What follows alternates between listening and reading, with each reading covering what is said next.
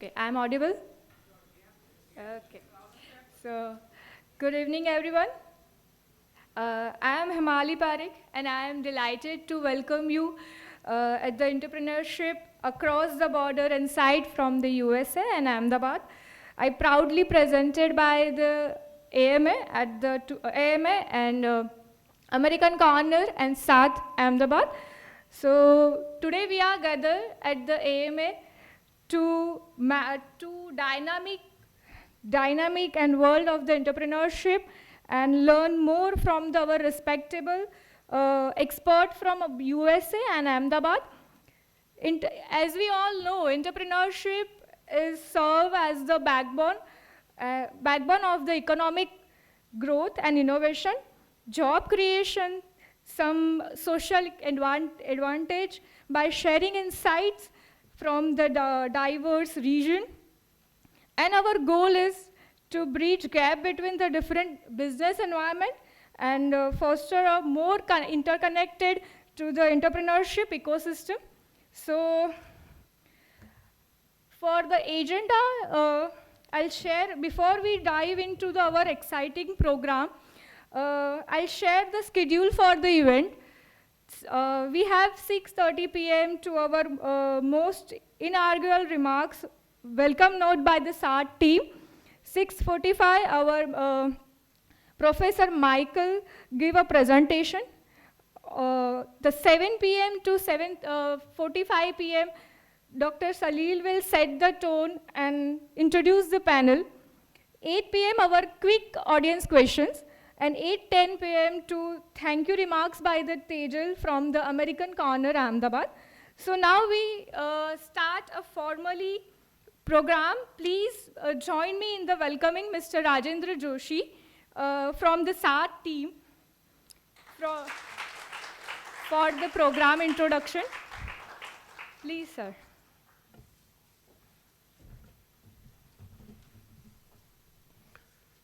Good evening, everybody.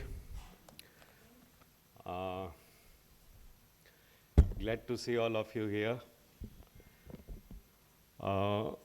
It is an honor to welcome you all to this insightful event, Entrepreneurship Across Borders. In India, we talk a lot about entrepreneurship within the country, but also there's a lot of entrepreneurship which is possible when cross-country collaborations are made. We are thrilled to host this gathering at the prestigious Ahmedabad Management Association, which is a beacon of knowledge and innovation in our vibrant city. Tonight's program is a collaborative effort between the American Corner and South. Our goal is to bridge the entrepreneurial ecosystems of the USA and Ahmedabad, fostering a cross-cultural exchange of ideas, strategies, and success stories that can inspire and empower our entrepreneurial community. We are privileged to have with us a panel of distinguished speakers who bring a wealth of knowledge and experience to the table. Allow me to introduce them briefly. I'll introduce everybody. Some of them will be joining us later. So first, guiding our discussions is Dr. Salil Bhatt, who is the founder of Rushin Consultancy and ScienceNo Tech, whose expertise in business development within the textile manufacture sector brings a unique perspective to our panel. We are joined by Mr. Michael Goldberg, an entrepreneurship professor at the Case Western Reserve University, who is renowned for his international experience and acclaimed book, Beyond Silicon Valley, which has empowered entrepreneurs worldwide. We also have with us Dr. Hiranmay Mahanta, who is the CEO of Gujarat Student Startup and Innovation Hub, Gujarat, which leads initiatives that nurture a vibrant startup ecosystem across Gujarat. We are also privileged to have Dr. U.T. Rao, Associate Professor of MICA, and a prolific entrepreneur whose ventures in healthcare, cinema, and startup incubation reflect the diverse entrepreneurial journeys. Finally, and not the least, we have Ms. Angana Nanavati, the CEO of SVP, whose transition from biomedical research to championing social equity exemplifies her dedication to inclusive entrepreneurship. I will now request Professor Michael Goldberg to please give his presentation, sir.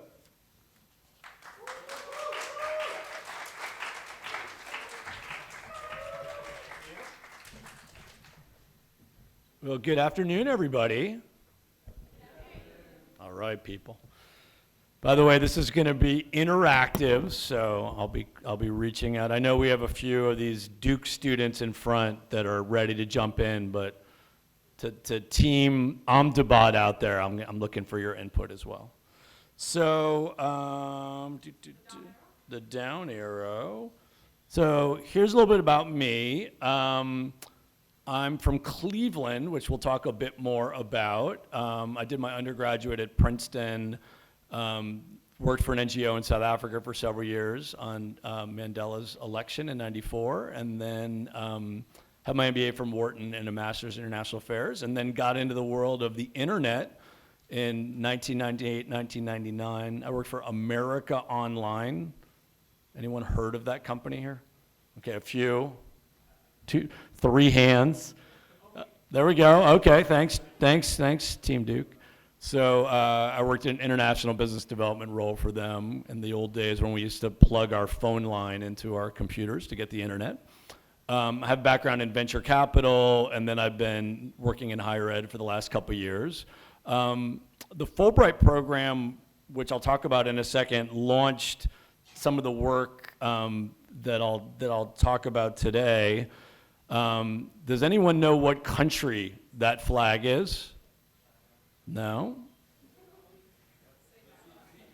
Not China. Vietnam, thank you. So the one on the right holding the flag with the green jacket, there she is yesterday, giving her presentation. Anna, you want to stand up and wave? So my daughter, Anna, is interning at SOTH this summer, and we got to sit and hear her presentation. She's a student at Duke, so there's a group here from Duke University that is spending 2 months in Ahmedabad, which is really part of the reason that brought me here. So back to Vietnam, when we were living there, I was on a Fulbright. The Fulbright, how many of you are familiar with the Fulbright program? So a few of you. So Fulbright is a program that sends US university students and faculty members around the world to teach and do research, but it also provides opportunities for international students and international faculty members to come and study and do research in the US, and it's really the flagship educational exchange program for the US. So for those that, there are other programs that the US State Department funds besides Fulbright, that gives opportunities for Indian students and faculty members to come to the US. And Tejal, who's here from the American Corner, can give you more info. But that program brought me to Vietnam. And in that context, the Vietnamese government had asked me if I could do a workshop, basically a seminar for them about how Vietnam could become more like Silicon Valley, right? And we hear this all the time, and this is going to be my audience participation part. What is it about San Francisco or Silicon Valley? Everybody says they want Ahmedabad, Hanoi, any city to become like Silicon Valley. What does Silicon Valley have that we all want? Yeah. Stanford, right. Stanford, Berkeley, let's not leave Berkeley out. Great higher ed institutions, great research, thank you. What else? Technology. Tell me more, Tejal. That's a good question. Yeah. Yeah, so I think whatever we see and we hear is all Silicon Valley all the time. Right. So a lot of the latest and greatest cutting edge technology. What else does it have?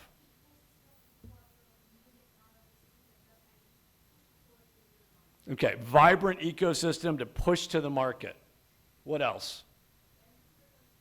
What's that? Okay, entrepreneurship. A real culture of entrepreneurship. Couple more. What's that? Thank you. The money, right? Why is there money there?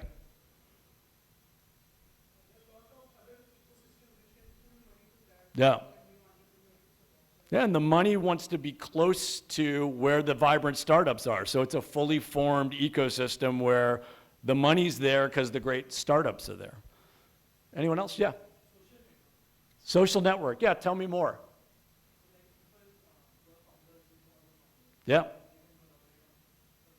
Absolutely, right. It's the people. I mean, and these, you've mentioned all these things. So like, we'll start there. So it's great tech companies, Google, Facebook, Apple, PayPal is a famous one. The PayPal mafia. Who are the PayPal alumni? Who's a famous? Elon Musk, Peter Thiel. They start PayPal. They all make money. They go do something else. So there's that great network of people. All right. These are three people. They all have a couple things in common. They're not famous, right? What do you think these three people have in common? They all live where? Silicon Valley. They all went to university where? Stanford, no. Duke, no. Berkeley, no. Case Western Reserve in Cleveland, right? They all grew up in Cleveland. But then what happened? Where did the talent go? So the talent grows up in Cleveland. This guy started a company called Apartment List. She started a healthcare accelerator called Rock Health. He went to Google. Why do these people leave Cleveland to move out to San Francisco? All the things you guys talked about, the money, the network, right? So we can't, and I think as we get into this, I think there's themes between like an Ahmedabad and a Cleveland. Like people that are talented and want to do startups, they leave and move to San Francisco. And then the last one, this is to your point, these companies are all what kind of companies? Venture capital funds, right? So there's money, there's people, there's talent. So you sort of mentioned all these things.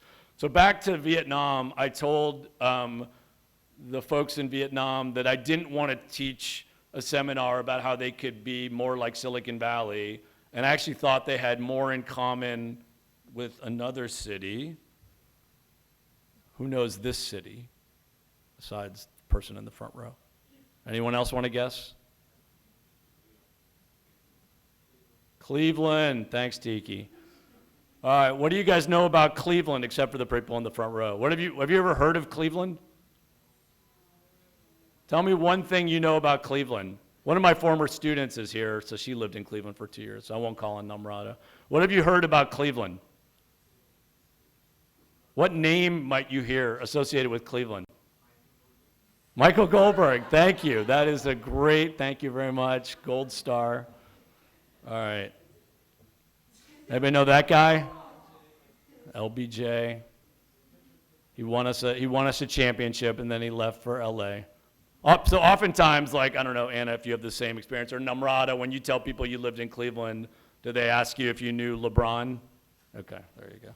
All right, so no one knows about Cleveland except for me and LeBron. Yeah. There you go, thank you. Birthplace of Superman. Cleveland trivia later on. All right, so Cleveland, right? Why are we talking about Cleveland? So 100 years ago, Cleveland was actually one of the biggest, strongest financial and entrepreneurial cities in the US. This is our most famous entrepreneur from Cleveland. Nice, gold star, number 2, thank you. John D. Rockefeller is from Cleveland, founder of Standard Oil of Ohio, one of the big wealthy industrialists. So we were the 5th largest city in the United States in 1920. Do you know what ranked population we are now? Not 5th. Okay, so our factories closed, people left. Sorry, I skipped a slide. All right, here's my little slide. So we had at that point over 1 million people, which I know in Ahmedabad would make that like one market in Ahmedabad would be 1 million people. And now our population of the city is like under 400,000, and we're actually even lower than 47. So related to entrepreneurship, we were not, back to that slide, I showed those 3 young people that went to my university and are from Cleveland and decided to move to San Francisco. Like, I grew up in Cleveland, and when I left after high school, like, I was never gonna come back. Like, it was not a place to start companies. And in fact, in 2001, Entrepreneur Magazine did a ranking of 61 cities in the US and how well we supported the growth of entrepreneurship. How do you think Cleveland did out of 61? Tiki says 61. Gold star. So things were bad, right? So we were not supporting startups. There wasn't money, there wasn't talent, all the things that we talked about that we were jealous about San Francisco.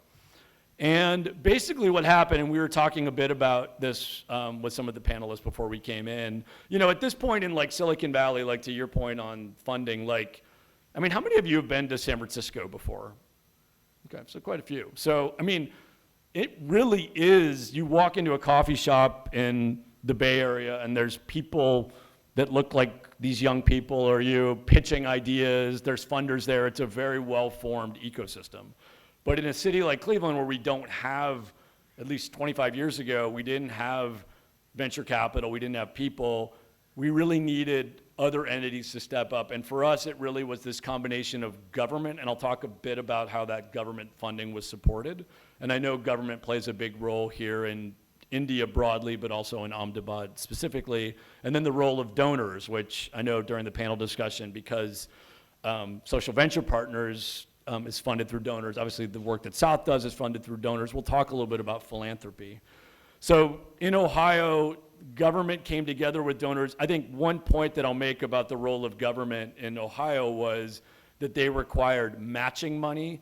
Oftentimes if government, and again, this isn't a knock on any government in particular, but if government is funding 100% of any initiative without any, let's call it skin in the game, either from private support or donor philanthropy, oftentimes those government programs can be, frankly, a big waste of money. So this idea that you'd want to match government money with either philanthropic money or private sector money has been important. And this Fund for Our Economic Future actually brought a number of different philanthropists that typically had not been supporting things like entrepreneurship or economic development into the picture. So NGOs, I know we've got a wonderful NGO, SOTH, and the students that are working there this summer. NGOs play a really important role, both obviously in India and in the US, and when there's a gap in between what the government is doing and the private sector are doing, NGOs emerge to help fill that gap.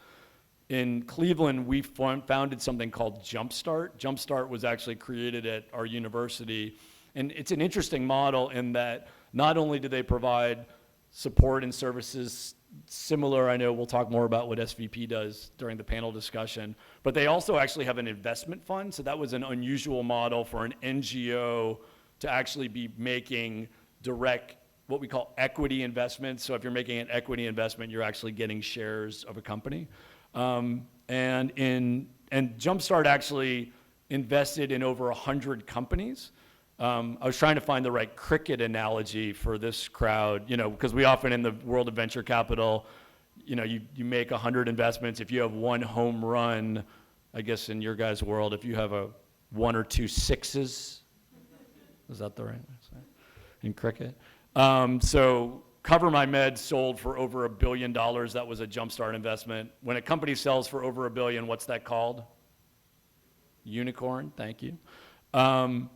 And one point that I'll make in terms of the Cleveland experience is, and I'm curious as we get into it to talk about the work in Ahmedabad, it's really, really important. Like we can all sort of say we want to support startups, we want to help them grow along the way. I think it's critically important for founders and investors to make money. Like if you go 0 for 100 and no one makes money, and we all know, if you're at this event, you're probably at least somewhat interested in entrepreneurship, or you're one of my family members that I forced to come.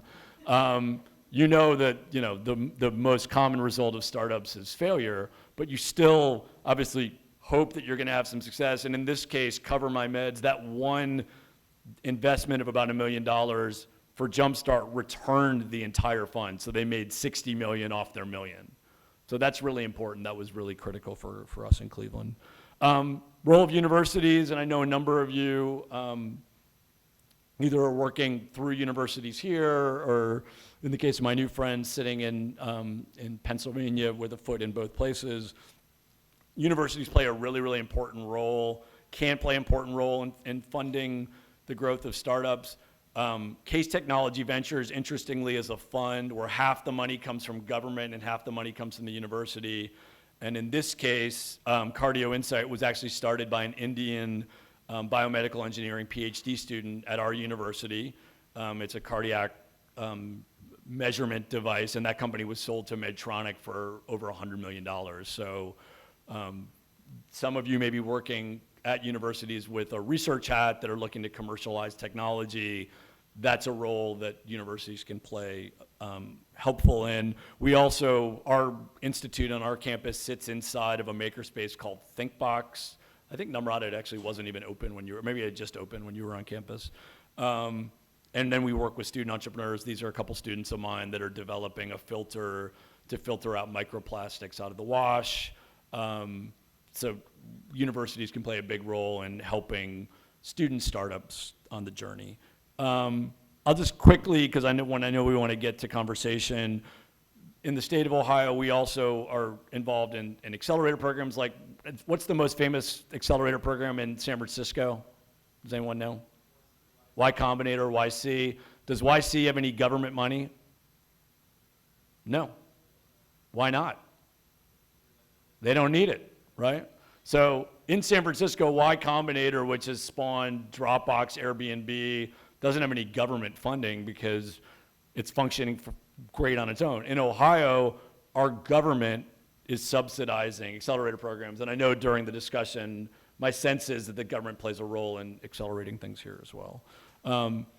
Angel investors, in Ohio, there's tax incentives for both individual angel investors and also the formation of angel funds.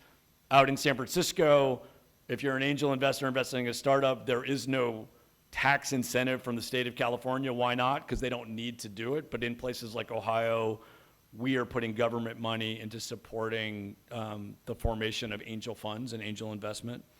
And then lastly, venture capital. So the Ohio Capital Fund, which is $150 million, something we call a fund of funds. So this is government money actually managed by private fund-of-fund managers. They invested in my venture capital fund. Why is the state of Ohio investing in a fund to invest in local venture capital? I mean, some of it comes back to, in a place like Cleveland, we just don't have venture capital funds. And if you don't have funds investing in startups, those startups are going to go to other places. So we've put a lot of support and government money into our venture capital ecosystem as well. So again, back to our Fulbright. This was me. Do you guys remember Skype? That was Skype. Talk about companies that got a head start and died along the way. I guess Microsoft bought them. So I did this seminar. That was the former head of the Ohio Third Frontier. Like today, there's always a great banner in Vietnam, apparently in India. We all took a picture. Like I'd never actually like done anything like this seminar. I just did it because they asked me to do it, but I've never like taught it as a class. And then I came back to the US. How many of you are familiar with MOOCs? Okay, a few. So it stands for Massive Open Online Course. So Coursera, which was launched by a couple of Stanford professors, had just launched. One of my deans asked me if I told them about the seminar. They're like, would you consider turning it into a MOOC? And then with the partnership actually of a woman who's a good friend of ours who used to be a 60 Minutes reporter, I interviewed all these different people. I had more hair back then and hadn't eaten as much Indian food as I've eaten this week, so I was skinnier. And yeah, we put it up on Coursera. The course has had almost 200,000 students have taken it from around the world. I wrote a book on the experience of a couple of students that took the class, including a student from, I'm going to pronounce it wrong, Dehradun? Dehradun. That's why I pronounced it wrong, because Tejal does it so much better. Thank you.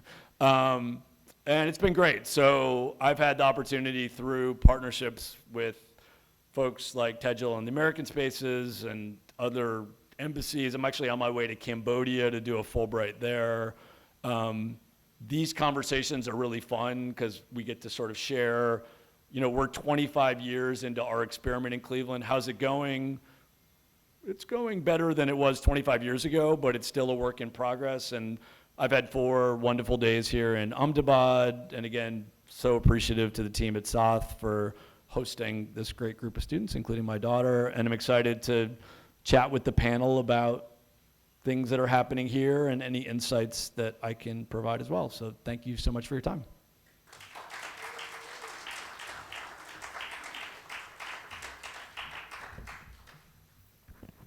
Namaskar, very good evening, and a warm welcome to you all. Thank you all so much for joining us, and I think we are very much on time. May I request Dr. Salil Bhatt to take the charge, and then we would definitely enjoy the kind of questions that Dr. Bhatt has curated, and I'm really looking forward to have a conversation listening to that. So, Dr. Bhatt, over to you. Thank you so much.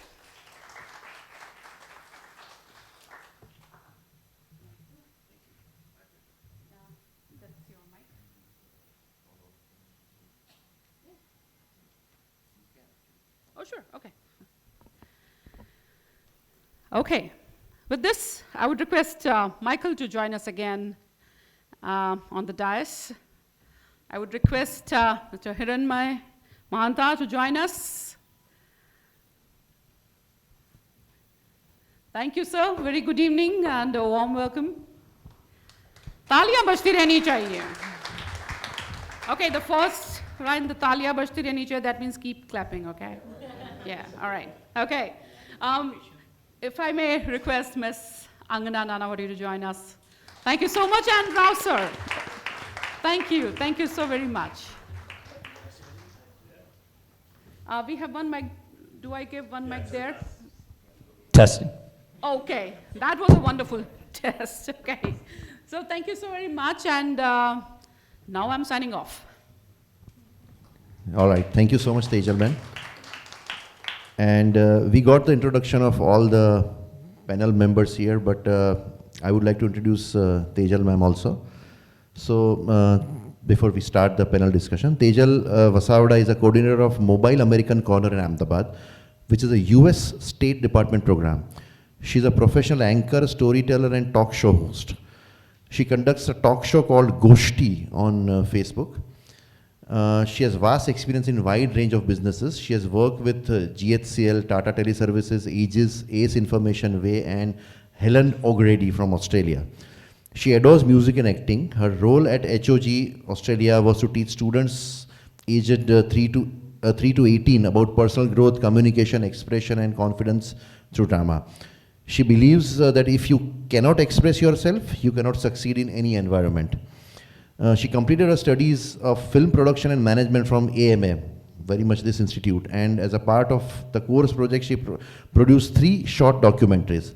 Her main areas of expertise include event coordination, quality assurance and counseling, vendor management, client management, and training. Thank you so much for putting this whole event together, Tejal Ben, in association with American Corner and Saath Charitable Trust.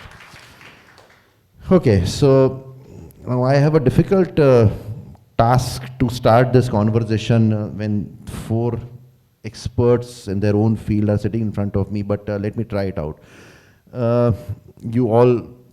They all have been introduced very nicely by Saath, so I would not invest my time in further introduction. I'll start the conversation with Mr. Rao. My question to him is that ecosystem of startup is comparatively new in India, whereas it is pretty much matured in the Western world. And just before we came to the room, we were just talking with Michael that the startup ecosystem is as old as 25, 30 years now in the States, in the United States. So, Rao sir, you have seen the world of students getting into startup world, and with that reference, I want to have your take on following 3 areas. First area, startup founders' advantage today as compared to whoever started probably in India a decade ago. So 10 years is the age of startup here in India.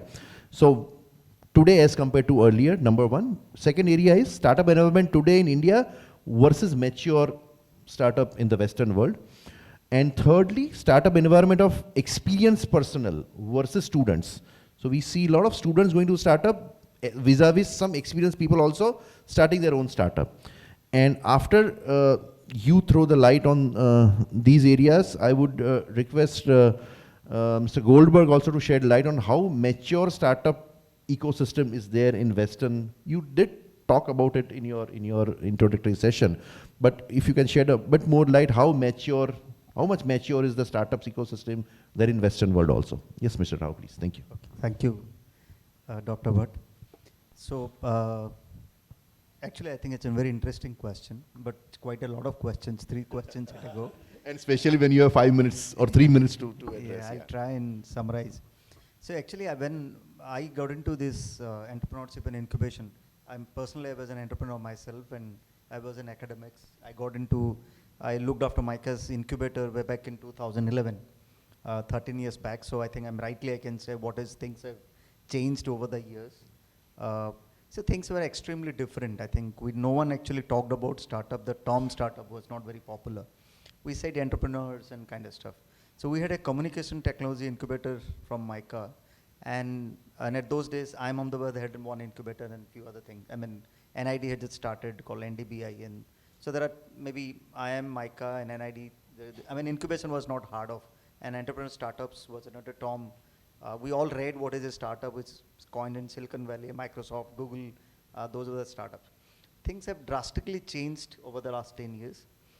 First of all, I think as awareness, long back, people didn't encourage, parents specifically did not encourage children to become entrepreneurs. Now it's okay, So the social acceptance, I think, is a big change I can think of.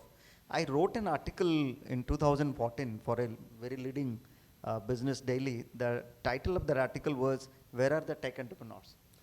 And at those days, I was teaching in US. I was teaching in Haas School of Business as a visiting professor. Then I was in the Silicon Valley. So much where everywhere I see tech startups only. And in India, there was hardly any tech startup. So now I want to write an article to where are the non-tech startups. So just technology has just taken like tremendous leap in faith. That's one kind of change I've seen. The way we markets operate also has gone through significant change. I think digital commerce, e-com and all that stuff was not available right now, everything on the fingertips. So that has created tremendous business opportunities I can think of. Third, the startup ecosystem, like Hiranmay, instead of Mr. Mahanta, Hiranmay is my close friend, and we've been working together in the startup ecosystem Ahmedabad since long time. Yeah. He knows we just used to, there was no Atal Innovation Mission, there was no technology business incubators, there was no student startup innovation policy, the government didn't do anything in the startup ecosystem. There was only one Department of Science Technology in the government of India, which had a program called, there are 2 programs, it was called Science and Technology Entrepreneurship Parks. And the first TBI, which started in SINE, Society for Innovation Entrepreneurship in IIT Bombay. So those are the things only, and then only DST had a program called, they have a department called National Science Technology Entrepreneurship Development Board, and which had some programs. I think it took a momentum, I personally believe, without any political bias and kind of, after the Startup India movement launched by Prime Minister in January 2016, and then there was a lot of movement, then DPIT was set up, then Atal Innovation Mission was set up, we have tinkering labs, we have Atal incubation centers. So right now there are 100 odd incubation centers in India in Atal Innovation Mission. There are 130 to 150 technology business incubators. SSIP that Hiranmay had, there are so many SSIP in colleges. I think the whole world has changed in the last 10 years in terms of startup. I think there has been a lot of push from the government. There is a lot of push from the corporates. Airtel, you talk about Kotak Mahindra Bank, Wipro has been pioneer doing a lot of startup events, and a lot of startup founders are giving back to kind of startup ecosystem. Funding has been in a tremendous platform. COVID lockdown, of course, it has its own. But on the positive side, what has happened is to boost the startup ecosystem. I mean, the funding, we all know, we have 100 unicorns more than 120 odd startup. We are the third largest startup ecosystem in the world. Unicorns are kind of gold medals. So, of course, US continues to be the number one, China, followed by China, and then we're the third. So 10 years has been massive. I think this is one thing we have tremendously grown over the years, one particular segment I can think of. And the globally, I mean, US, of course, has gone into, now in San Francisco, I was there a few years back. I was impressed with the Singularity University. I saw some Indian startups in the Singularity University. Singularity was set up by NASA, Google, and kind of stuff. They've moved into a different level, but Dreppers is again another place which is doing some interesting work. I think we need some, of course, that level of support and encouragement. But the growth has been extremely immense. What I've seen, so I look into startup incubation in 2011. I mean, those days, it was difficult for me to explain what is incubation and what is a startup and kind of stuff. So of course, there's a huge challenge. I'm a professor, I can keep on another 15 minutes. So I can just pass on to... Yes, please. Great, thanks, Dr. Rao.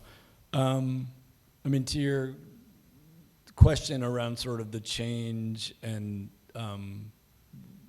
sort of sustainability, because I think it's interesting. I mean, the example actually I gave of my friend and Charu Ramanathan, who is of Indian descent, who had this startup, because part of, I think, this question for the Ahmedabads of the world or the Clevelands of the world, it's economic development as it relates to our own communities, because, you know, there's US entrepreneurship or there's Indian entrepreneurship, and, you know, are the talented folks in this room from Ahmedabad staying in Ahmedabad, or are they moving to Mumbai or Bangalore or San Francisco? Right. What we saw, like with Charu in Cleveland, is when she exited, and you know, I made that point before that I think it's really important that you have both, because you can have a wonderful experience in the startup journey, fail, which is the most common result, and then, you know, turn that either into a great job interview. I was talking to some students the other day, and you know, we see more and more students that are, even the ones that sort of try something out of school, they fail, then they're going to interview it, whether it's a tech company like Google or Microsoft, or it could be a traditional manufacturing company. That experience that they've had in the startup journey is extremely valuable to employers. So that, even though they didn't necessarily make the returns that they thought they were gonna do, but I think interestingly, back to my friend Charu, she's now done a second startup, stayed in Cleveland, raised money in Cleveland. So I think for those of us that are in these, you know, second or third, or I don't even know what Cleveland is, 10th tier kind of startup ecosystems, the question I think long term is there enough patience and support along the way so that, you know, for Charu was a first-time entrepreneur. I mean, she was a biomedical engineering PhD student from India with no experience in a startup. She learned a tremendous amount. To me, the success is that she not only exited the company, but she started something new and stayed in Cleveland and raised more money. Yeah. Thank you so much, Mr. Rao, to have enlightened the audience about the journey of last 10 years which India underwent as far as startup ecosystem goes. Mr. Goldberg, one more question based on what you just told about the success ratio of the startup.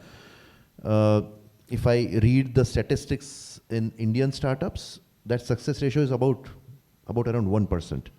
And they define success as, you know, the founder of the startup taking the journey towards achieving the entrepreneurship eventually, and then putting up the own company, employing people and all. So that is what we call about when it comes to the success part of it.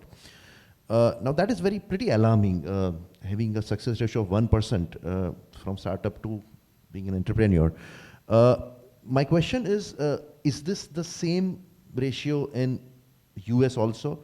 That is number one. And second question related to that question is that in India, there are 3 to 4 sectors which are very popular or common when it comes to a startup founder establishing a startup. edtech, pharma, technology, which is like typically now AI and ML and all, and agriculture probably. Are these sectors more or less common in US also, or there are different kind of sectors we're talking about when it comes to startup ecosystem? Sure. I mean, to the first question, I mean, I would agree. I mean, the stats are probably about the same in the US as they are here. I mean, it's a Even with the mature startup yeah, it's a ecosystem very you're small, I talking mean, okay, maybe, well, in a place like San Francisco that has a more well-developed ecosystem, there are more successful startups, but there's also more startups. So I mean, I don't actually think that the percentage of success is much different. I mean, you guys may agree or disagree, but I think it's about the same.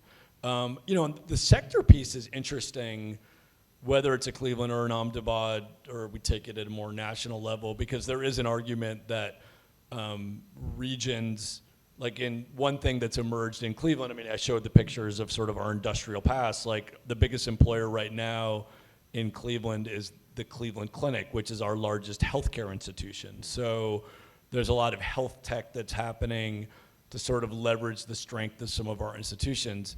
That being said, we've had an incredibly successful company emerge in a sector that had nothing to do with anything in Cleveland. It just turned out that somebody, one of the founders of the company, actually came to study music in Cleveland. That's what brought him to Cleveland from Israel, and they started an interesting tech company, and it actually had nothing to do with some of our sectors. So I do think, and this is more on the economic development sort of political side, sometimes I think communities overthink, like trying to be too strategic to sort of apply resources against where they have sectoral strengths. Because you also want to sort of, I mean, they may be sitting in this audience right now, that crazy student or that crazy person that has some idea that's not in one of those four areas. My sense is probably on your campus or the work that we do, like we want to encourage that. So it's like we're encouraging crazy ideas, whether it's, in our case in Cleveland, healthcare or health tech. Of course, everybody these days just puts AI at the front of any startup, so in any of those areas. But yeah, hopefully that. And more fashionable is fintech also nowadays Right, in India. sure. So I'm sure it must be the same with the US Yeah, also. no, for sure. Okay. My next question is to Mrs. Angana Nanavati. Now you are working tightly in Ahmedabad to connect professional partners, basically, as I understand. And nowadays, words like startup, women entrepreneurship, and all, they have become buzzwords here, at least in Indian startup ecosystem. As I understand from what I was reading about you, that you were in UK as a student and then went to US also for a while and then came back here. So my question to you is that what is the right time for somebody to start the journey from startup to entrepreneurship? Is it better to start the journey right when they are fresh, or once they have some kind of an experience and then start based on the experience, the startup journey? How ecosystem in India is a bit different than UK and US, because you have worked in both the countries. So that is the kind of question what I have for you. And connecting to that question, again, my question to you, Mr. Goldberg, is that whether that phenomenon of starting afresh as a startup, or maybe after gaining some experience, then you enter into a startup regime, would that be the way to go when it comes to US ecosystem? Yes, Agna. Thank you, Dr. Pat. But I really feel like for any entrepreneur, starting at any age, the journey is very similar, wherein you learn, you fail, you learn, you fail, you learn, you fail, right? So I think at any age when you're starting a company, you have to be very ready to be able to do that. I think what defines a startup founder is the ability to have this very strong survival instinct no matter what. So I don't think there is a formula or a right age to do it. I mean, when you're young, you have the passion, you have the energy, the enthusiasm. You don't have a fear of failure. So that's what you have going for yourself. When you're maybe a little bit older, you probably you've worked in the system, so you have like processes and policies down, and But like Michael mentioned in his presentation, and there are so many institutions that support early startups, young individuals. So why not? At any age, I don't think age is a barrier, but and for us as well, as social venture partners, we support a lot of rural entrepreneurs across Gujarat. We've had individuals like a Pabi Ben Rabari, who's kind of in a small village in Kutch, a woman who has become a successful entrepreneur, employing like 1,000 women out in the village of Bhadroi, right? And she started at the age of maybe 40. We've had somebody who has zero education, who was 18 years old in Orissa, in a small village, who's again become a successful entrepreneur. So I wouldn't kind of put it down to age, but I think I would really put it down to your passion. And the second question as to the UK-US angle, I don't think it's very different. I think it's yourself and your motivation that you have. But I think I'll allow Michael to answer that maybe. Yeah. Yeah, I would totally agree with everything you said. I mean, I think, a couple of us are university-based, so we're catching people the same age as at least some of the folks in here. I think universities, whether it's the courses that we offer, the clubs, pitch competitions, there's this sort of natural time. I mean, students are busy. I mean, that is the challenge, I think, for all of us, like sort of catching their attention. But I do think that there's this interesting question of like, and for us it's alumni, and I know, because I see it on things like LinkedIn, and I know sort of the strength of some of the alumni associations here in India. I think I'm very interested in how, and we're doing a lot of work in how we connect with alums, because many of these alumni that we know, that they go work at maybe they're working in the Indian context at a Wipro or a Tata or somewhere, kind of thinking about that idea, like how can we that sit on a campus help them with that journey? Like, just as an example, we set up a fund. It's actually run, another way to teach about entrepreneurship is through deploying capital in startups. So we actually raised money. We have about $1 million of donor money, which our students are investing in alumni-founded startups. The majority of those startups actually were started by alumni several years out. And that's, for us, it's a tool to like engage and kind of catch those alumni later. Because for as many tools as we have on our phones, whether it's LinkedIn, Instagram, Facebook, you name it, like it's kind of hard sometimes to find, like, how do you provide that support? So I'd say it's a work in progress. Yeah. Sure, absolutely. Maybe just one, sorry, Mike. So maybe I'm just answering in the Indian context. I think, of course, what is a good time to, at the college, I believe in today's age, I think the safety net is better at the young age. So starting up at the university level, the student startup ecosystem, the government funding to work on projects. If you fail, it's okay. So they said it's 1% success rate. So if you fail, it's okay. So you can again climb, you can do another startup. But at a certain age, maybe around, say maybe you worked in the industry, maybe around 30 years of age, it's a little difficult. Maybe you have a family, you have other responsibilities. I'm not saying they're capable of, that's a good time, you have experience and all that stuff.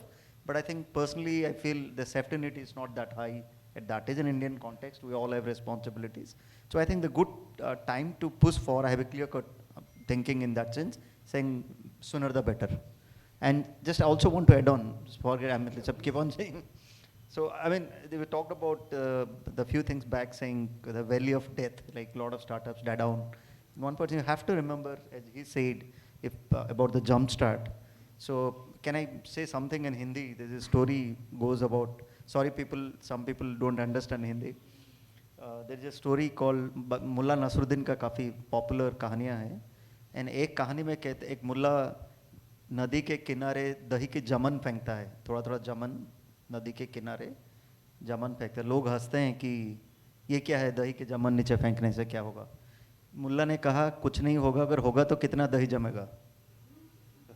Understand कितना दही जमेगा. So that's the risk you have to understand. So chances of survival is small, but the returns are extremely high. So higher the risk, higher the return. And second, और एक story है छोटा, buy one get one free, so on एक story. So एक बार गांव में this is a very famine state, there is no water, and people are perplexed, people are puzzled कि क्या होगा यार, बारिश नहीं हो रहा है, पानी का प्रॉब्लम है. तो गांव के सब लोगों ने सोचा कि एक हवन करेंगे, हवन होगा, भगवान खुश होंगे, फिर बारिश होगा. सो गांव के सब लोगों ने मिलकर एक दिन तैयार किया और एवरीबडी उस इवेंट में गए और मुल्ला इकलौता था जो छाता लेके गया था, बिकॉज ही वॉज होपफुल. लोगों ने मजाक उड़ाया जो छाता लेके गया था, बोला कि किस लिए कर रहे हैं हवन, बारिश होगा. You have that faith. That faith. So that faith has to be there, perseverance has to be there, and it's of course, you know, it's a riskier investment. So of course there will be. Sorry about. No, that's barging absolutely in fine. that stuff. The whole point is discussing something, something very meaningful. So yeah, so basically I would think that there are pros and cons. Whatever age you start, you're investing in a startup. I would probably think that starting at a later age, there are two advantages. One, you are better financed, even if it's a bootstrap startup, and you have experience. So you're probably talking to a person who has a startup at the age of almost about mega 45. So I and my wife, we started our own startup at the age of 45. Yeah, so there are always pluses and minuses when it comes to the age of starting a startup. Yes, my next question is to Mr. Hiranmay. For startups, there are a lot of opportunities in terms of mentorship funding now available, not only from the government, but also from the incubation centers, co-working spaces and all, and who else can throw more light on it better than you when iHub is one of the most meaningful initiatives supporting the startup ecosystem and witnessing their journey from being startup to being an entrepreneur. Now you being an ecosystem of startup, entrepreneurship, investment, funding, co-working space and all, I would request you to shed light on 2 to 3 aspects of funding specifically, as far as ease of getting the funding, ease of disbursement, apt use of funding, completing total funding per year with an apt distribution by the startups and all. If you can just throw some more light, and then of course we'll have kind of a flavor of Western touch from Mr. Goldberg, as in if the government ecosystem in US also is equally supportive, more supportive, less supportive, off the records, on the records. Yes, Mr. Okay, so the first question is, how does the access to money working, right? So I will divide the capital in 2 aspects in Indian context. The first would be about grant capital, which is the capital pooled from taxpayers' money and given for people who are trying to take risky steps in the early stage of their journey. Right. So, of course, a comparison to, I think Professor Michael will compare on that. But one interesting thing is, probably we have increased our grant capital of collectively all states together 3 times in last 5 years than all the money that came in last 20 years. Fantastic. So a significant amount of weightage has been given to the idea that when there is no traction from market, because market will only show traction when your revenue or a product or something ready, right? So one of the very conscious decision of government has come is, there is a lot of dearth of resources required even before market get traction. So there is a role for the government. So a significant amount of government initiatives are towards, can we put taxpayer money in the grant capital? So if I say around $1 billion, around 6,000 crores of Indian rupees, public taxpayer money, has gone through various schemes through the grant support system to startups. If I speak Gujarat alone, we have spent around $100 million by now, only on the grant capital front. But one of the interesting things has happened, that grant capital has predominantly gone into 2 or 3 windows. One is helping people to create translational knowledge, In terms of you have a project on lab, you are trying to take that knowledge into a product or something. So that is one layer where the significant money has gone. The second layer where the money has gone is helping you to create a minimum viable product so that you can go and sell a couple of pieces in the market. So these are two gap areas which has been really addressed well. But having said that, I mean, Professor Goldberg will agree, one of the very important thing is not every sector needs similar kind of fundings. So there are few sectors which have a long gestation period, which takes more time, more energy, more resources. Of course, there are very few states like Gujarat who have sectoral approach for the grants. For example, in Gujarat, for biotechnology, you need longer time, longer runway, longer resources than in creating a mobile app.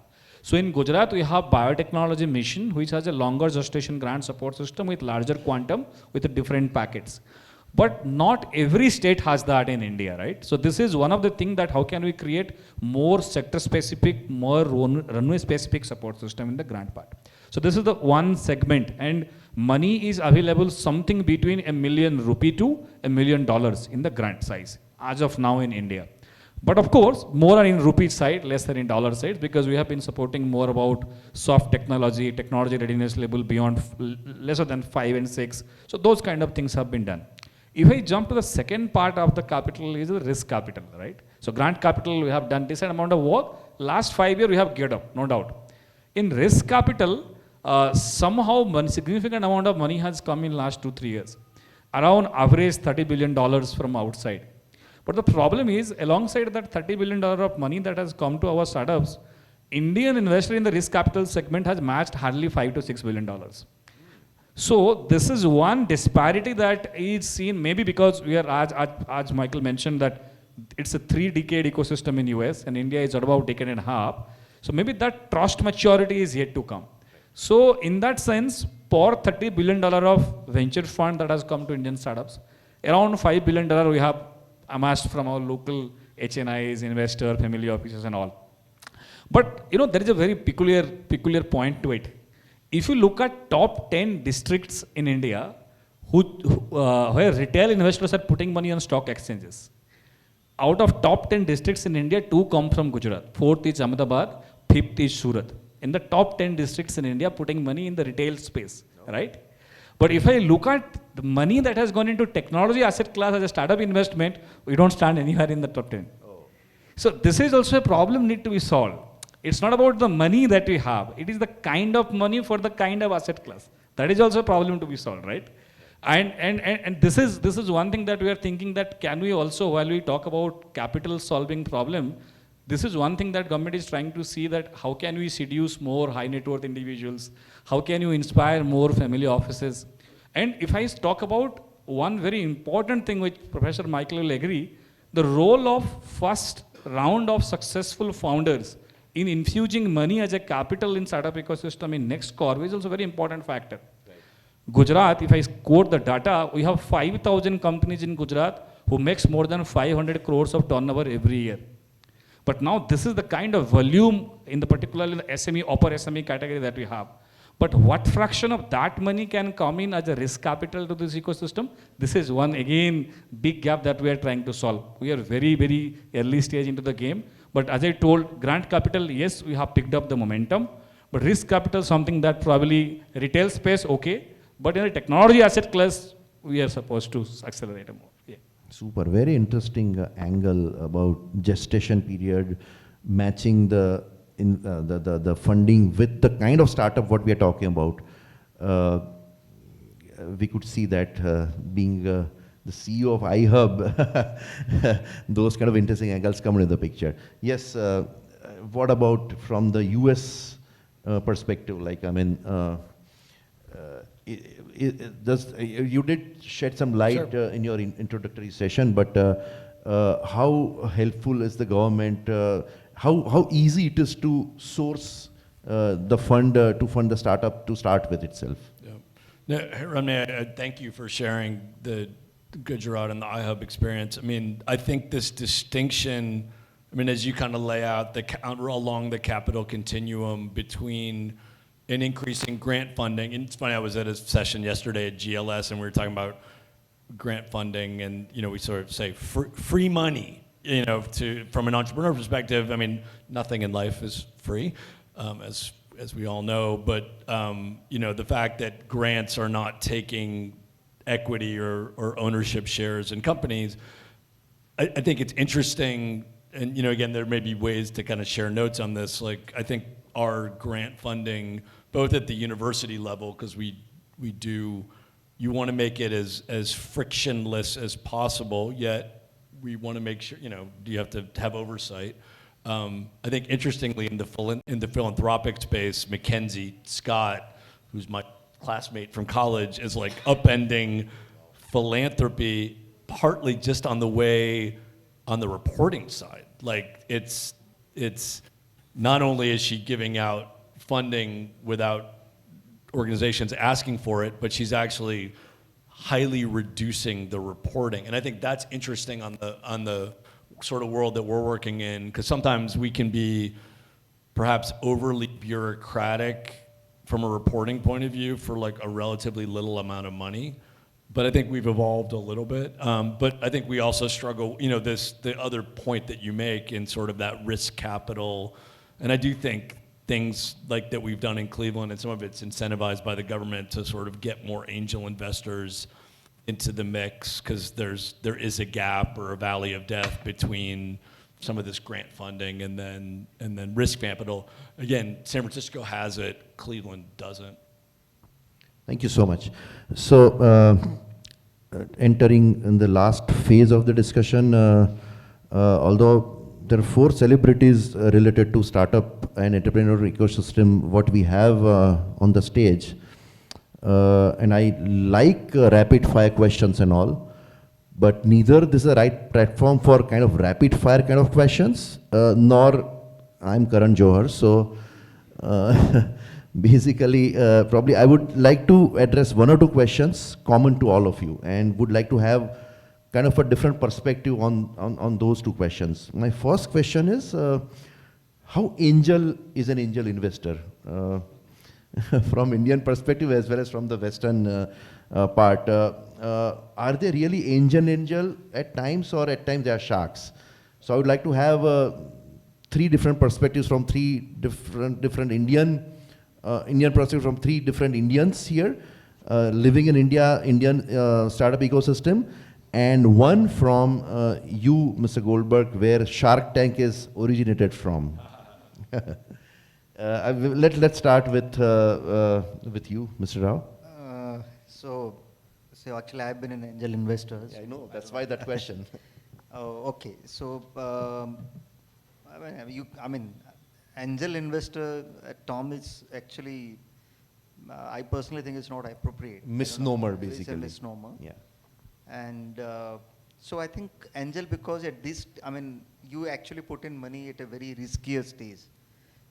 When VCs and everybody comes in when things are a little bit established, when the product market fit is there, where there's some traction and kind of, normally angel put in before that, normally. Yeah. There will be exceptions here and there. So when I started first investment, in those days, of course, there was no shareholding agreement, there was no clauses, and I didn't, actually, I had no clue. The first investment I did in 2014, I had no clue about what is a term sheet. Oh. And I thought, why talk about shit? So, those were the days, and I think I thought at that point of time it was, you invested to probably, I said, I predominantly, my mindset was something I thought if I can take from X to Y, if my money can help them to grow that, probably that was the kind of logic. And if I know the sector, I know the businesses, I just put in some money and kind of hope for. But I think it's not a right term to do that. Maybe from the startup's point of view, that money is coming from an angel. Right. So that perspective. But from the investor's perspective, I don't think they look at it as kind of you just can't give on kind of putting in money and just hope nothing comes out of. Of course, everybody puts in. And as you said, Hiranmaya said, no, there's a lot of risk capital is there. But so ability to take risk is not there predominantly. Absolutely. So the angel investment platforms, and we have Ahmedabad Angel, there are iRoller, there are a few other angel investment platform, and popular ones, of course, there's hundreds. So there are also different who pull in money and give the platforms like AHA and all, AHA Ventures and all that stuff. Indian Angel Network, and there's quite a few and all that. They do that. So this is kind of a mutual fund platform. You put in money. Right. A small amount of money goes into different a small amount keep on investing. You just diversify the portfolio and all that. So first of all, answering your question, is it an angelic? Of course, no. From the startup point, yes, it could be like someone is actually putting in money, hard-earned money in someone's other's idea to take it forward. But from the investor's point of view, I just look at it as an investment. Right. Thank you. We move to Mr. Hiranmai, please. So, I think again, as I told, this is a very evolving thing in India. And of course, both in terms of number and quality, we have a lot of things to improve. India has around 27,000 angels, while US has around 400,000. So when there is a number disparity, of course, quality disparity will also come, right? Everywhere in the world, we move from quantity to quality. So that's one bottom line. But yes, I have seen there are few people who have played role as an angel beyond money. Because I will not term angel as only somebody who has given money, but there are few people who have given other form of resources as an angel and help many entrepreneurs. Like mentorship and all, you mean? Not even mentorship, your networks, your logistic support. I know a few big companies in Gujarat who have helped taking care of the entire logistics of some Gujarat startups abroad as a part of their angel support. And more than money, I think their decade-old experiences of building companies also become very important some point of time. But for sure, as an angel investor, everybody want to multiply money. But if somebody is coming in the intent of multiplying money, that's a wrong place to enter. Because, there is a very dichotomy. The angel guys come when the riskiness of the idea is highest. Right. The private equity and secondary people come when the risk is lowest. But somehow in the policy side, we don't incentivize higher risk side, right? So even the taxation standpoint, when I'm putting my own money on an idea, I don't get that much of incentive, that much of tax benefit. When I go as an institutional investor at Series C, Series D, I get more kind of institutional support in terms of gift city and all these things are happening. So I think rather than blaming them, I will also look at, I know Professor Rao did an angel investment, small amount, but at that point of time of a startup, when he was bleeding like anything else, he needed badly money, right? But there was no incentive for that investor to also come in. So that way, I will not completely wipe out the factor that unhone role play nahi kiya. They have played a role. But in US also, the senior angels or people who have made first tranches of money also have coached other angels. So I think literacy and capacity building for angels to be not too greedy in the initial days, but to create some value in long run is also a missing factor. But yes, I will not only say angels who only gives money are the angels, but there are other forms of support every startup. For example, if you are a social technology enterprise, for you more than the product, how do you integrate the product at the end mile is an important thing, which ma'am will agree, right? Very true. Yeah. And in that case, it is not the dollar money that come to build the product, but how do you create the last mile integration to deploy a product to create impact, that become very important. So I think it depends also a little case to case basis in that sense. But yes, there are certain people who have outrightly, benevolently have helped people as an angel. But yes, because not many of them have been trained or educated very well how to take care of things. As Professor Rao mentioned, nobody told about what a term sheet looks like.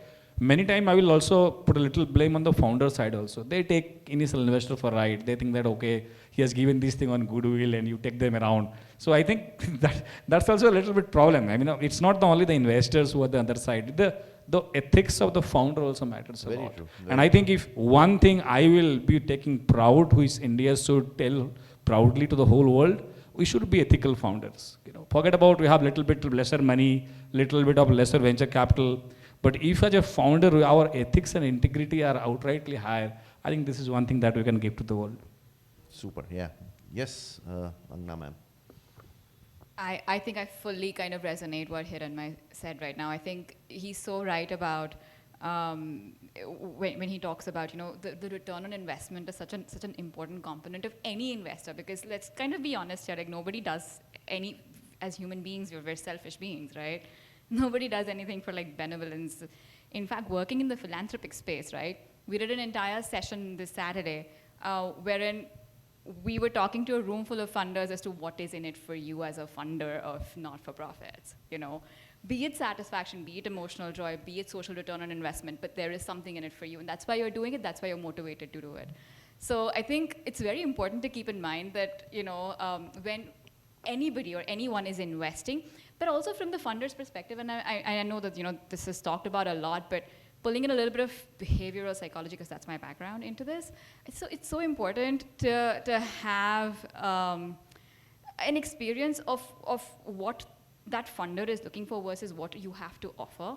To have that, you know, I don't know, it's very famously called the dating experience in this space, but it's because that's when you understand that is this person gonna bring in the right resources beyond money at that level, or is this just gonna be a transactional approach? Is the character of this individual really something that I am okay with? Maybe that person's very pushy, but some people like that, you know. Maybe this person is extremely kind of laid back and kind of just asking you those pivotal questions in a board meeting, but they're hard questions. Maybe that's the approach you like. But it's important to understand that for yourself. You'll make mistakes, but I think, yeah, that's important to make conversation before you go in.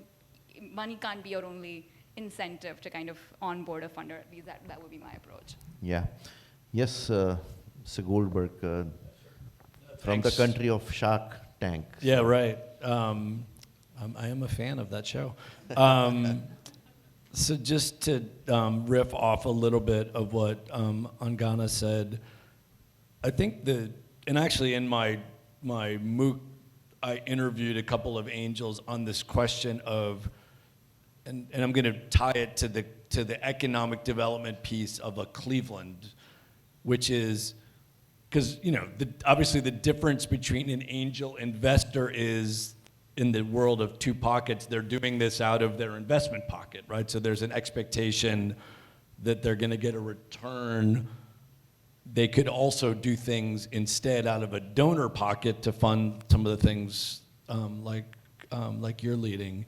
And I asked this person on our video, I said, do you look at something different if it's a startup in Cleveland versus a San Francisco? Like, will you be a little less sharkish, if we want to roll with that term? And I think the answer was yes, right? So, and I actually think that this is an opportunity for, whether it's a Cleveland or an Ahmedabad, or even to some degree, there's, as we all know, a tremendous expat community of Indians in places like the US. And even specifically, obviously, there's Indians from Ahmedabad living in places like Erie, Pennsylvania, or Cleveland, Ohio. Could you pull on their heart to say, you know, and again, whether it's like the three of you sort of saying, hey, we've got a great startup here at iHub or at your university, would you, you know, alum of, you know, somebody that's living in Ahmedabad, consider investing? That's been hard. I've actually looked at this a little bit of some of this diaspora investing. That's been harder. I haven't seen a lot of cases of that succeeding, but to some degree, I think we're still talking about pulling on the emotional piece of this. In addition to, it has to make financial sense. And I think there's opportunities. Thank you so much. Tejal ma'am, do we have time for one more question to each? Okay, all right.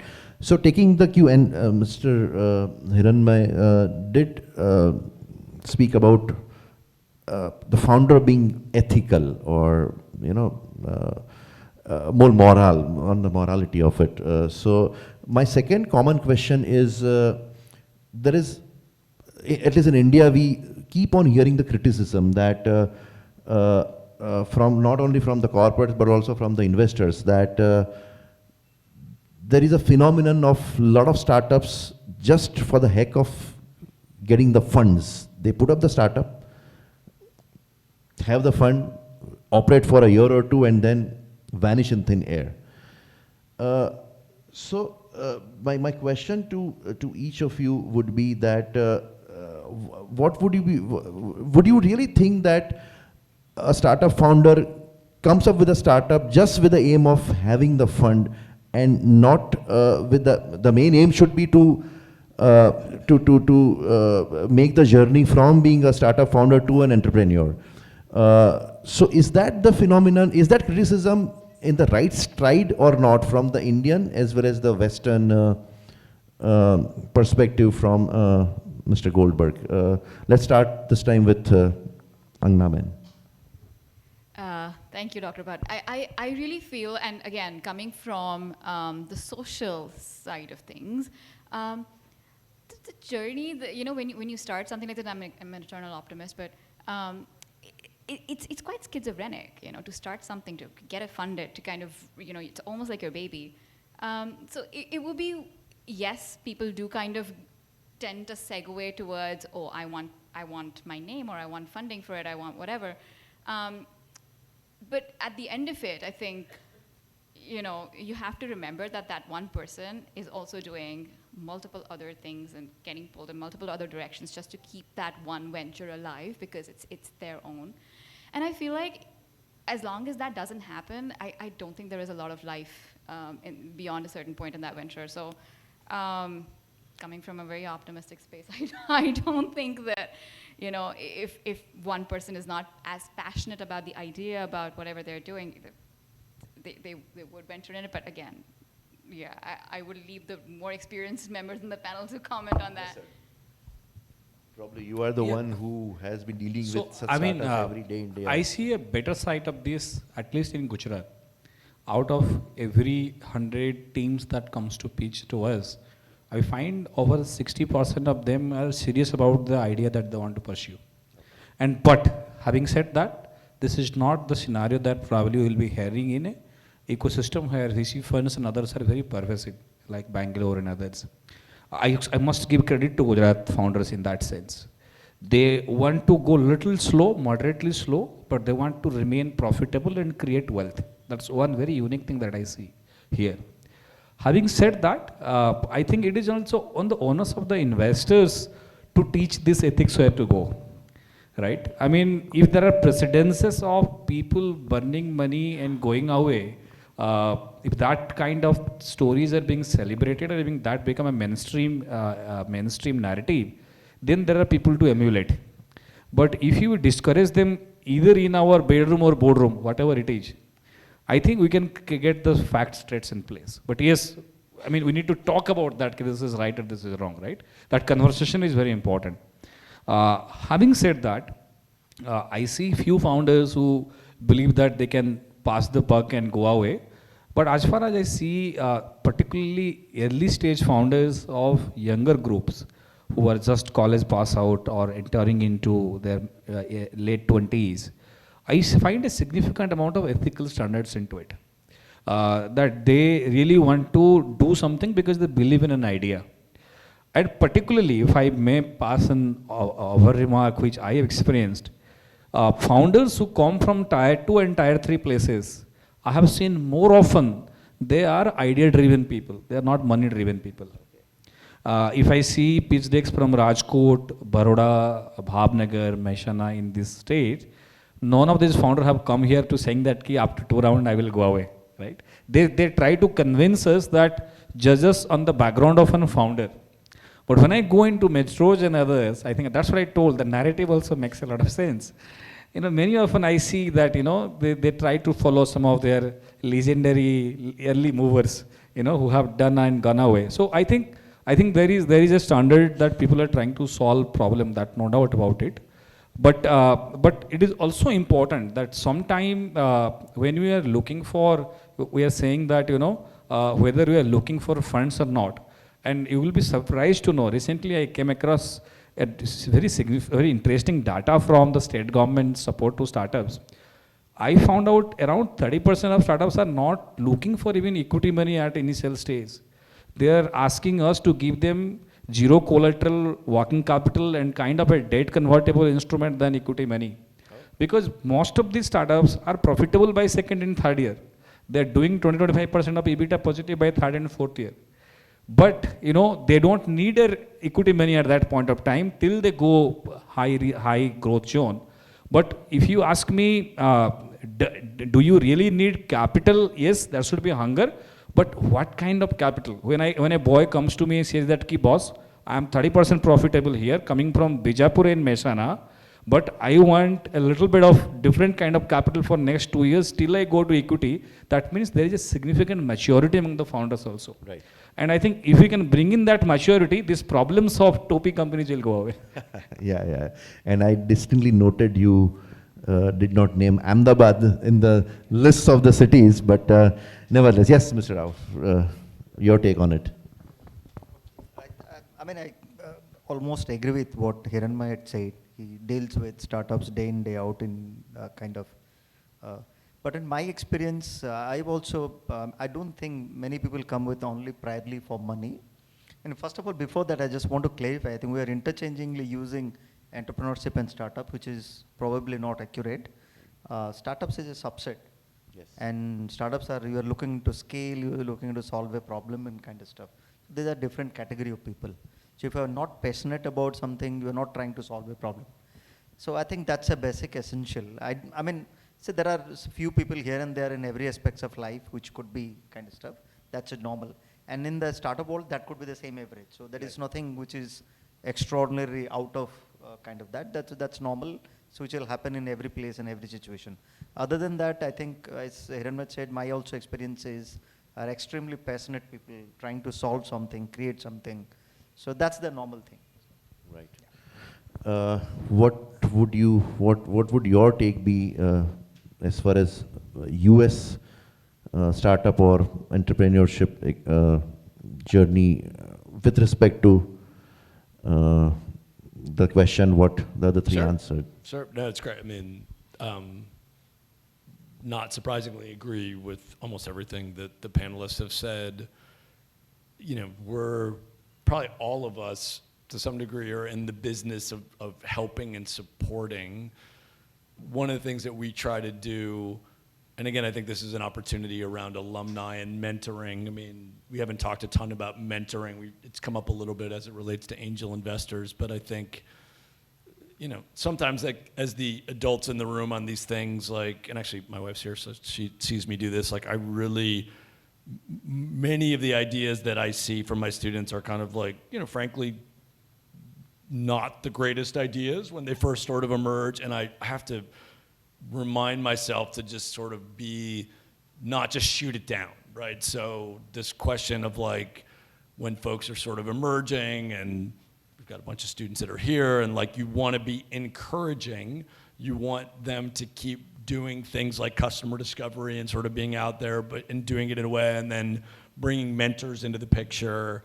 Because I think, frankly, the more that we surround our entrepreneurs with other folks that have done it before, whether it's like folks that are sort of on this panel or alumni, that can be really, really positive. Right. I mean, at the end of the day, what we don't want to do is waste people's time.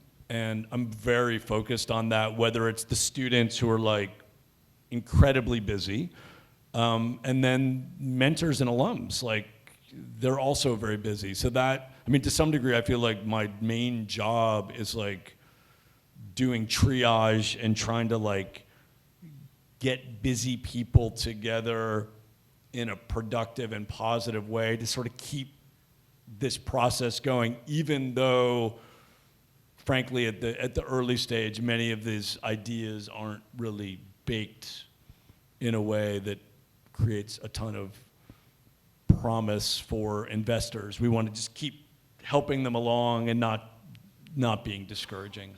So it's very heartening to know that from all four of you that whenever somebody comes with a startup, they are really passionate about it, by and large. I mean, and as you rightly said, that there are always some offshoots, and that we'll have to live with. I'm sure the audience is eager enough to ask few questions, and I'm not sure about the time part of it, but can we take 2-3 questions? We are very much on time, and we have about 10 to 12 minutes, so I think we can take about 4 to 5 questions. Yeah, so I would request that whenever somebody asks a question, now that you know the expertise of all the 4 experts here, probably you can in a focused way answer, ask a question to a specific person who would be able to make the most justice for that specific question. So yes, from the audience. Yeah. Yeah, okay. Yes, sir. My question is to Michael. It is an atypical question. I represent an NGO, Saath, 35 years old. We have impacted more than 1 million lives. We have promoted 2 for-profit enterprises which generate surpluses. But then when I talk to people, they say that, look, as a not-for-profit, you are not investable because you don't generate surpluses. But at the same time, I would like to say that we have significant social impact. So how is it in the US? How are not-for-profits seen over there, where it is very, very visible that impact is being made, but just because they don't generate surpluses, they are, you know, sort of given a brotherly kind of treatment. No, I think, frankly, some of the greatest examples of for-profit business ideas that have developed out of the NGO world, like M-Pesa is a case study out of Kenya that has to do with mobile money that was started actually out of a philanthropic support from the British, you know, equivalent of USAID, I forget what it's called. And, you know, I think frankly, whether it's SVP or Saath, like you have tremendous insights on the markets. I get it. I see what the challenge is because you're typically approaching folks with that out of the donor pocket, but there are some amazing examples. I get your frustration. I don't have any great insights from things that I've seen in the US, but I certainly have a deep appreciation for cases where leading donor-funded NGOs have identified a market opportunity. And again, I think mobile money in East Africa is a really good example. But yeah, I can hear it in your voice, like it's an uphill battle. I mean, you may have more insights. Thank you. No, I mean, yes, we've spoken about this offline as well, and I think you're very right.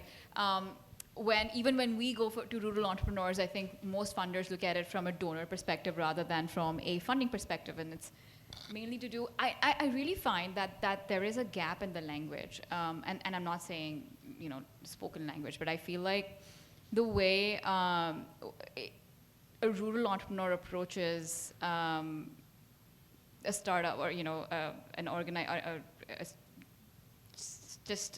their own company versus how a urban person is able to kind of formulate ideas or just kind of, you know, put together their deck, whatever presentation, present it. And I think there is a differentiation, but the time is now. I think the time is now for that gap to be filled, because we have seen some extremely good rural entrepreneurs become successful. So hopefully that narrative will change very soon, and hopefully we will be a part of it, but. Thank you so much. Yes, anybody else? Yeah, I will come to you, yeah. I have a question for Hiranmai, sir. You said that, like, out of a lot of the investment from the VCs and angels in India, it's like $5 to $6 million, you said, dollars. So is there currently like a centralized platform connecting founders and VCs and angels here to like kind of support and encourage investment, or does nothing like that exist yet in India? So, of course, government as a principle stays a little bit of arm's length to it in terms of facilitation, but we promote or support few platforms which does that. So there are also digital platforms where over 10,000 angels have been listed, and those platforms are being supported. So one of the things that government has been very clear is we have no direct business in enabling business. We are an enabling factor, but what we do for sure is we do support a lot of platforms who are trying to do that. So there are informal consortiums, and also there are networks who are trying to do so. So there are angel networks, there are a lot of forums, there are also endowment funds like next door is Ahmedabad. They have now launched an endowment fund from alumni and others. They're trying to support that. But one of the things that government is trying to do is, if you bring 1 rupee, probably we can match you 1 rupee. Kind of enablement, not the driving side of it, right? But yes, if your question is there information symmetry for finding out where money is available to a founder? That is available today. That's not a big problem in India, because if you look at the number of early stage deals happening, these are not in lakhs, they're in thousands. So that is traceable, doable, and also a lot of publicly available informations are also being available to the startups. But beyond accessing information, how do you apply that information intelligently to become fund ready? That is a gap, of course, exists.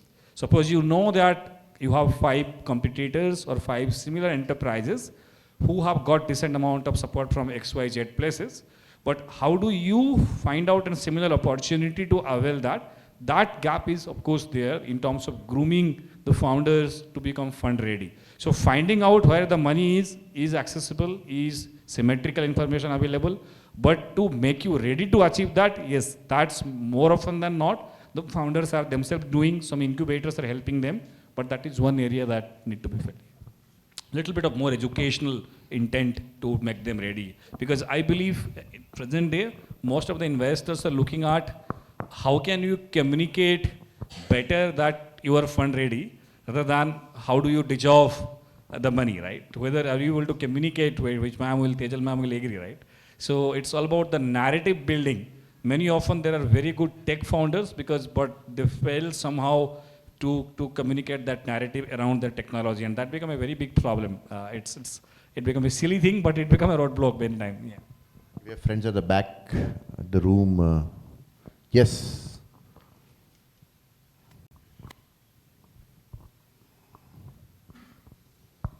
My question is to Mr. Haranbhai and Mr. Salil. I would like to have a recommendation based upon, not based upon the investment kind of a thing, but I do have my own recent startup in which I need some, some guidance from the experienced persons like you. So do students have access to, those kind of things as of this generation? I think you are the best person to guide them. So if you precisely know what kind of guidance you need, the guidance can be made available within 24 hours. So that's not a problem. But whether you have evaluated yourself, what exactly is your gap, if you have done that, in fact, there are various programs which help you to find even what is the problem with you. There are a lot of things happening, a lot of cohorts that I see run by various incubators who take you through a week-long or weekend-long programs to self-evaluate what exactly is the problem. When you think tech is a problem, then you realize that it's not the tech, it's the team is the problem. So one support system that we're creating is to finding out what you need. And of course, there's a significant pool of mentors available, and city like Ahmedabad has a lot of benevolent people who just come and sit.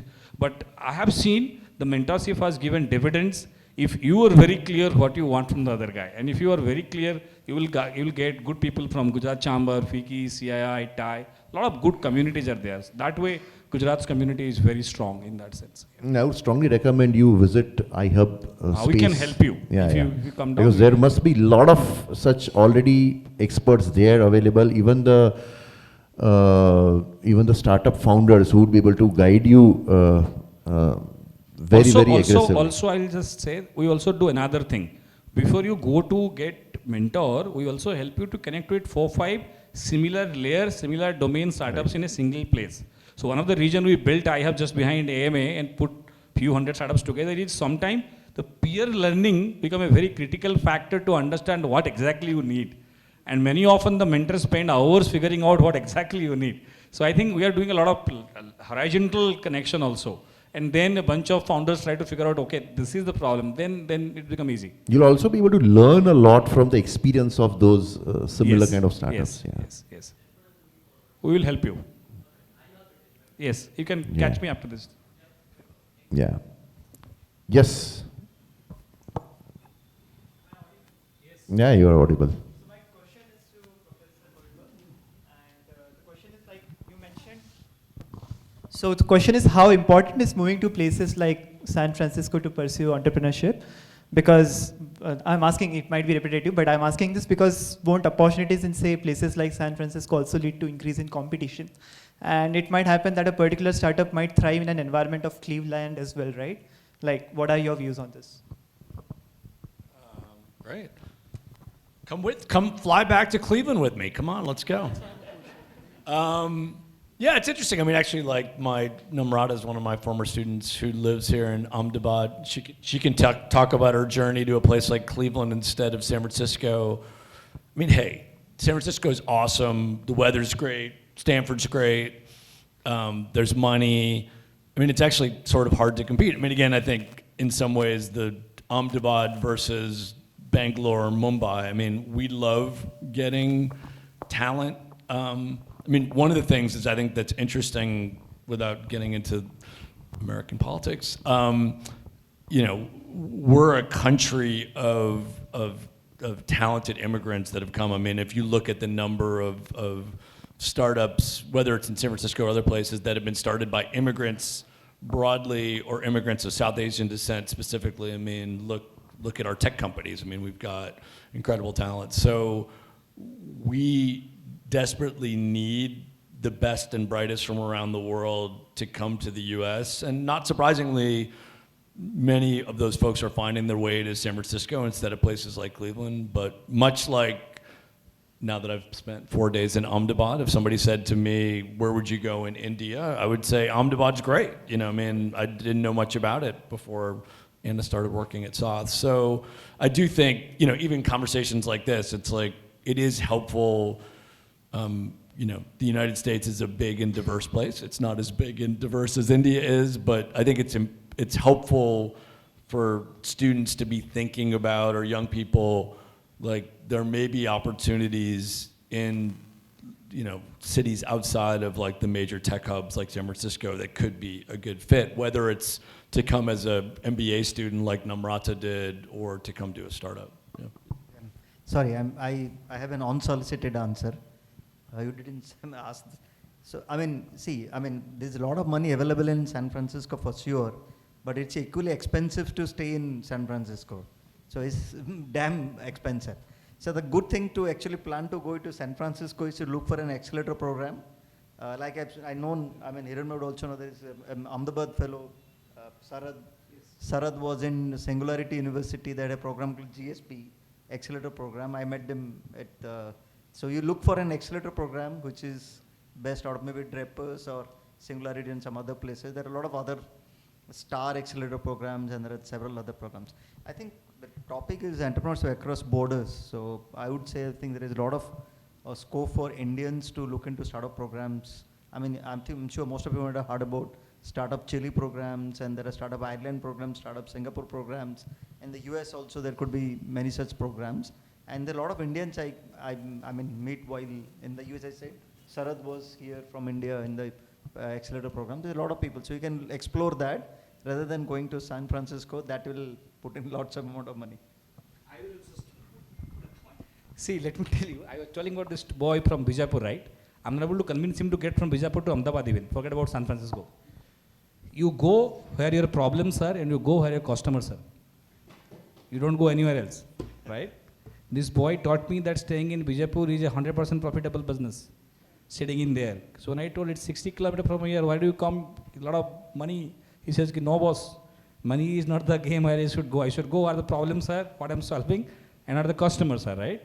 So I think, and for the money part, today in a digital world, if you are doing something crazy, money will chase you, right? So finding money, you don't travel. Okay, money will come. You can apply like Professor Rao told, you can go to Y Community Group anywhere else. And actually it is the other way. I see these times, the saying no ability is more towards founders not to take money than giving money. The situations are changing. But go to a place where your problems are. Go to a place where your customers are. Because if you will not stay closer to them, you will lose the cow. Very, very, very aptly said. 3 Idiots में बोलते हैं कि success जख मार के आएगी, ऐसा इसके साथ साथ मनी भी जख मार के आएगा. So what Hiranmai is saying that you become Funsuk Wagnu. Okay. Sorry, for all my panelists, You know, we were talking a lot about startups and like education and, trying to help them, handhold them, build their capacity. My question is the funder and the donor and the investor. Is there a need in the ecosystem to kind of also build their capacity and capability to be able to help the not-for-profits and the startup ecosystems? Yeah. And how do you see that happening? Because usually the power dynamic is very, very different when you go there. And I just want to kind of have your perspective on that. Probably you two are the best, or you three are the people I who... think if I have 100 rupees in the government, I will put at least 20 rupees in doing what it needs. Because we see every industry is as competitive as its people, right? So if you don't build capacity of people who are managing the industry, we'll end up losing a sub-efficient industry, right? So if I have 100 rupees, rather than giving the money to end users, I will try to build capacity at one sense. Having said that, those sectors who are not only profitable in balance sheets, but more impactful in other factors, we need to have a different trajectory for them. I mean, if you have 10,000 crore fund of funds for doing 6x to 7x return graph, we should have at least 1,000 crore for giving 2x and 3x in the impact sector. Because without making that at the policy side, we cannot let these two, because ultimately LPs will ask money for everybody else. Yeah. And if we see, the cost is cost. What we can do is we can subsidize certain cost by paying some resources from somewhere else, right?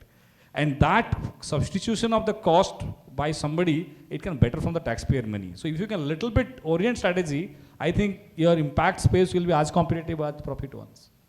I guess what you asked, and that was very apt question. So thank you so very much. Thank you, Salil Bhai, for being a sarthi of this Rath. We really needed some experienced, person himself who's a professor and who's kind of training and teaching this particular subject to, take care of the panel. Thank you so very much. Thank you, Professor Rao, for joining us. Michael, it was lovely spending 2 days with you and kind of understand and kind of you gave me one objective to come to Cleveland. So I'll see you soon there. Hiranbhai, we recently had a session at iHub on Friday, and that was She Founders, which is very near to my heart. Because at American Corner, we do a lot of programs on women economic empowerment. And to our surprise and to my surprise, we had girls who were 9th graders. They wanted funding for their app, peer-to-peer app, So that was so interesting. And the panel discussion, again, it was very interesting on tier 2 and 3 cities and how we can have the rural startup coming over and helping this overall ecosystem. So thank you so much. I think this entire event made me introduce to the amazing personality here. Angana, thank you so very much for your time and sharing your expertise. And I'm sure you guys had a wonderful session in the boardroom. I missed that, but I'm sure I'll get something from Salil Bhai on that. Lovely audience, thank you so very much for joining us. My first in a row, thank you so very much for joining here today. And AMA, I can't thank them enough. Never say no attitude. We don't have the gentleman here, but the entire team of AMA, thank you so very much for all your support, this wonderful venue. And AMA is gracious enough to thank all our panelists by giving this wonderful book to you all. So thank you, AMA. Thank you, all the audience. Thank you, Saath, for your Saath in this particular event. And all my guests, all my friends who are here, Dr. Megha is here, Dr. Yagnik is here. Stacy, thank you so much for joining for this evening, and thank you all. Have a wonderful evening, and looking forward to have such programs at AMA with the wonderful program partners and wonderful panelists. And thank you actually to be putting everything together and coming up with such an insightful event. That's my KRA. Yeah. Okay, my one more KRA is to have group photo. For before that, I'd like to invite Rajesh sir, and we would like to thank our panelists by giving them a love of token. So Himali, can I request you to help me with that, please? Sir, please out.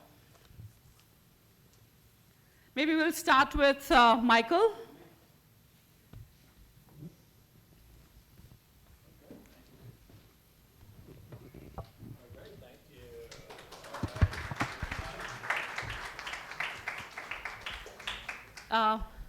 Hiranmay sir.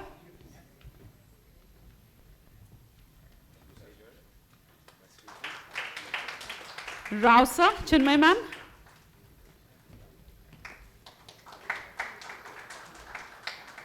I'd like to give it to Angana. Thank you.